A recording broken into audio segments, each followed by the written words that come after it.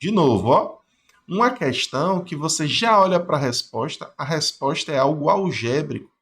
Então, quando a resposta for algo algébrico, ela não tende a ser simples. Isso aqui tende a ser difícil. E quando você olha para as respostas, ó, isso aqui lembra o quê? Isso aqui lembra o quê? Função. Função afim. Aí você vai dizer, Tiago, função afim ou polinomial do primeiro grau. A gente não vê no nono ano? Sim, realmente vê no nono ano. Entretanto, o que se vê no nono ano é algo muito básico, algo muito simples. Normalmente uma questão dessa não vai estar no nono ano. Tá? Então você aprimora todos os conhecimentos no ensino médio. E quando você olha esse texto, essa monte de informação e o padrão de resposta, que as respostas são algébricas, ou seja, dá para perceber facilmente que ela vai ser uma questão mais difícil, tá? E que é que diz o comando, ó?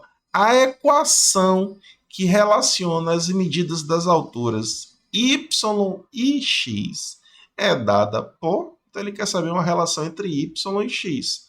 Não dá para resolver somente com comando, ou seja, vamos encontrar demais informações. Um processo de aeração que consiste na introdução de ar num líquido acontece no seguinte modo: uma bomba B retira o líquido de um tanque T1 e faz passar pelo aerador A1, que aumenta o volume do líquido em 15%. Ou seja, quando passa aqui pelo A1, aumenta 15%. Em seguida, pelo aerador 2, ganhando um novo aumento de volume de 10%. Aí você vai dizer a primeira coisa que você vai errar, que você erraria, melhor dizendo.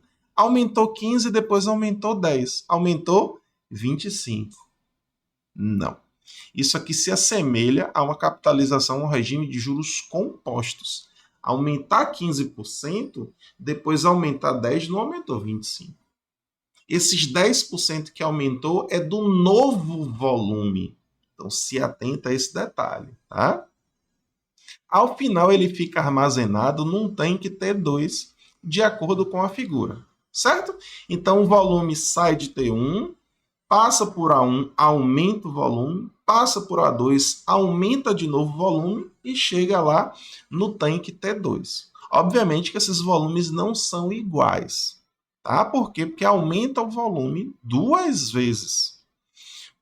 Os tanques T1 e T2 são prismas retos de base retangulares, sendo que a base de T1 tem comprimento C e largura L. Então a gente já pode colocar aqui, ó. Aqui mede o quê? Comprimento C e largura L. E a base de T2 tem comprimento C sobre 2 e largura 2L. Aí você vai dizer, Tiago, isso aqui não faz muito sentido, não. E realmente não faz muito sentido. Mas para efeito de conta, você não precisa se preocupar. Ó, que aqui o comprimento mede C sobre 2 e aqui a largura mede 2L. Se você inverter, por exemplo, aqui que eu estou chamando de C, você chamar de L, e aqui de C vai ser o contrário, né? Aí faria um pouquinho mais de sentido aqui, ó, porque aqui seria 2L, mas aqui seria C sobre 2. Também não faz muito sentido, porque se assemelha que essas duas medidas aqui são iguais, tá? Pelo menos na figura parece. Ou seja, o que é que eu estou querendo dizer com isso? Que largura e comprimento podem mudar de posição a depender do que você chama de largura e a depender do que você chama de comprimento. Mas para efeito de cálculo de volume, tanto faz. Certo? Então vamos lá, ó. E a base de T2 tem comprimento C sobre 2 e largura 2L, tá? Então a única coisa que fica estranha aqui é a escala. A escala não faz tanto sentido assim, mas não se preocupa com isso. Se preocupa com o quê? Com o volume, como é que se calcula o volume. Para finalizar o processo de aeração sem derramamento do líquido T2, o responsável deve saber a relação entre a altura da coluna do líquido que saiu de T1, denotada por x, ou seja, essa altura aqui é o quê? Ó, x, tá? E depois o que, ó? E a altura da coluna do líquido que chegou a T2, denotada por quê? Por Y. Tá? E aí a pergunta, ó, a equação que relaciona as alturas Y e X é... Então vamos lá. Primeiro, qual volume que está em T1 vai ser o quê? Largura vezes comprimento vezes a altura. Tá? L vezes C vezes X. Qual o volume em T2? Vai ser a largura, que aqui é 2L, vezes o comprimento, que é C sobre 2, e a altura, que é o quê? Y. Dá para cortar, né? Esse 2 daqui com esse 2, vai ficar o quê? L vezes C vezes Y. Entretanto, esses volumes não são iguais. Esses volumes vão ser iguais quando o volume de T1 aumentar 15 e depois aumentar 10%. Tá? Só que preste atenção. Vou montar um esqueminha aqui. Ó. O volume de T1 é o quê? L vezes C vezes X. Acontece o que primeiro? Ele aumenta 10%. Presta atenção, toda vez que algo falar que aumenta 10%, sabe o que é que significa? Que ele saiu de 100% para 110%, tá? E 110%, ó,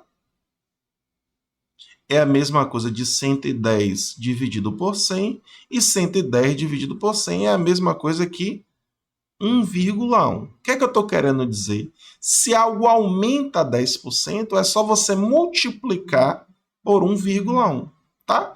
Ou seja, qual vai ser o novo volume de T1? Vai ser 1,1 vezes o quê? L vezes C vezes X. Depois acontece o quê? Ó? Aumenta 15%, ó, mais 15%. O que significa aumentar 15%?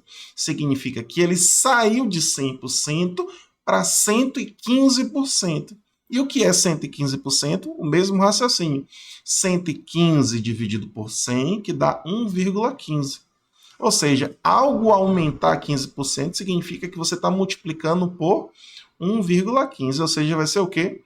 1,15 vezes o volume anterior. Qual o volume anterior?